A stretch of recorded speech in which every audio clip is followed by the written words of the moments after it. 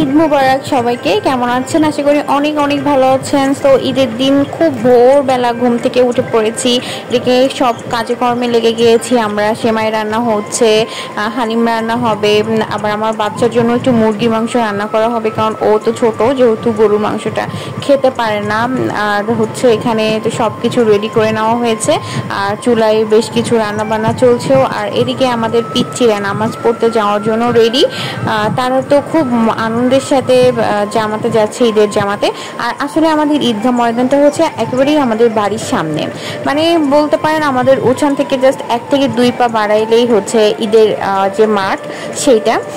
অনেকে হয়তো এর আগে অনেক ভিডিওতে দেখেছেন যে এটা আমার বাড়ির সামনে যে মাঠটা রয়েছে, সেখানেই হচ্ছে অনেক বড় ঈদের জামাত হয় আমাদের।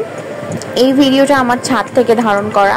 ঈদের দিন সকালবেলা যে নামাজ হচ্ছে, আর ছাদে আম্মুর অনেক সুন্দর সুন্দর গাছ রয়েছে, ফুল গাছ, অ্যালোভেরা থেকে শুরু করে বিভিন্ন ধরনের গাছ। এগুলো আম্মু নিজের হাতে লাগানো। একটু পরিচর্যার অভাব হয়ে গিয়েছে, কারণ আম্মু সবসময় বাড়িতে থাকতে পারে না, ম্যাক্সিমাম টাইম আমার সাথে ঢাকায় থাকে। এই জন্য এখন একটু ওদের যত্ন কমে গিয়েছে। আগে আরও অনেক সুন্দর ছিল ওদের চেহারা। ওখানে আমার একটা চাচাতো বোন ওই ঈদের জামাত দেখার জন্য এসেছে, আর আম্মু লাউ গাছ লাগিয়েছে ছাদে, সেটা এত সুন্দরভাবে বৃদ্ধি পেয়েছে, মানে পুরো ছাদটা ভরে গিয়েছে লাউয়ে। এখন ওখানে লাউও ধরেছে অবশ্য। তো আমরা ছাদ থেকে ঈদের নামাজটা দেখছি, আর এদিকে আম্মু রান্না করছে, হালিম রান্না হচ্ছে এক পাশে, আর এক পাশে সেমাই রান্না হচ্ছে। অন্যবার চটপটি করা হয়, বাট এবার আমার ভাই একটু হালিম খেতে চেয়েছিল, তাই জন্য আম্মু হালিমটা করলো। আর হচ্ছে ঈদের দিন আমাদের বাসায় খিচুড়ি থাকবেই। আমাদের ঈদের দিন খিচুড়ি না হলে যেন ঈদটাই ঈদ ঈদ মনে হয় না, এরকম। আর এই দিন খিচুড়িটা অনেক মজা হয়েছিল। তো এটা হচ্ছে মাংসটা সবার জন্য গুছানো হয়েছে, সবার বাসায় বাসায় দিয়ে দেওয়ার জন্য। আমাদের মাংসটা পেতে অনেক লেট হয়ে যায়, যার কারণে আমরা মাংসটার সাথে সাথে এবার অনেক বেশি ব্যস্ত হয়ে পড়েছিলাম। তো ওইভাবে ফোনের কাছে থাকারও সময় ছিল না। আমার আম্মুকে একটু হেল্প করলাম, সব কিছু মিলিয়ে আমাদের রান্না করতে আসতেই অনেক লেট হয়ে গেল। মাংসটা সবার বাসায় পৌঁছে দেওয়ার পর, নিজের একটা ফ্রিজে তোলার পর প্রায় মাগরিবের একটু আগে আগে রান্না করতে আসছে। আর আম্মু হচ্ছে আজকে কাঠের চুলায় রান্না করছে, কারণ হচ্ছে মাংসটা মাটির চুলায় কিন্তু অসাধারণ একটা টেস্ট আসে। আর আমাদের কিন্তু মাংসের চুই থাকবেই। চুই ছাড়া হচ্ছে গরুর মাংস ঈদের দিন অন্তত পক্ষে আমরা কল্পনাই করতে পারি না। হয়তো বা সবাই জানেন যে খুলনার চুই ঝালের জন্য আসলে অনেক বিখ্যাত। তো দেখতে পাচ্ছেন যে চুইগুলা কিন্তু দেখা যাচ্ছে উপরে। আর আগের দিন তো বাজার থেকে চুই কিনে আনাই হয়েছে।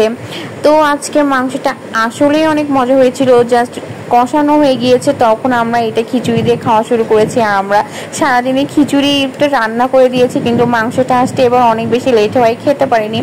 অবশেষে কষানো মাংস দিয়ে খেয়েছি। আর এদিকে আম্মু ভুড়ি পরিষ্কার করছে, মেয়েদের অন্যতম একটা। পরদিন সকালবেলা হচ্ছে পরোটা দিয়ে গরুর মাংস, এটা আমাদের হতেই হবে প্রতি ঈদে। সকালবেলা হচ্ছে পরোটা গরুর মাংস। আর এখানে ভুড়ি একটু রান্না করা হয়েছিল, সেখান থেকে অল্প একটু ভুড়ি গরম করা হচ্ছে নানার জন্য। আমাদেরটা খেয়ে ফেলা শেষ, নানা লেটে আসছে জন্য নানারটা এখন গরম করে দেওয়া হচ্ছে। আর সব শেষে আমরা খেয়েছি পরোটা দিয়ে নিহারি।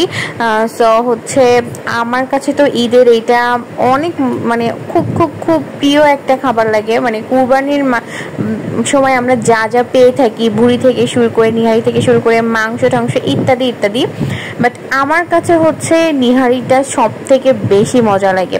আপনাদের কাছে আসলে নিহারিটা কেমন লাগে অবশ্যই আমাকে জানাবেন। আর আমার আম্মুর হাতে নিহারি বলে কথা, সেটা অসম্ভব মজার নিহারি রান্না করে আমার আম্মু। আমাদের সবার বাসার সবাই এত বেশি পছন্দ করি।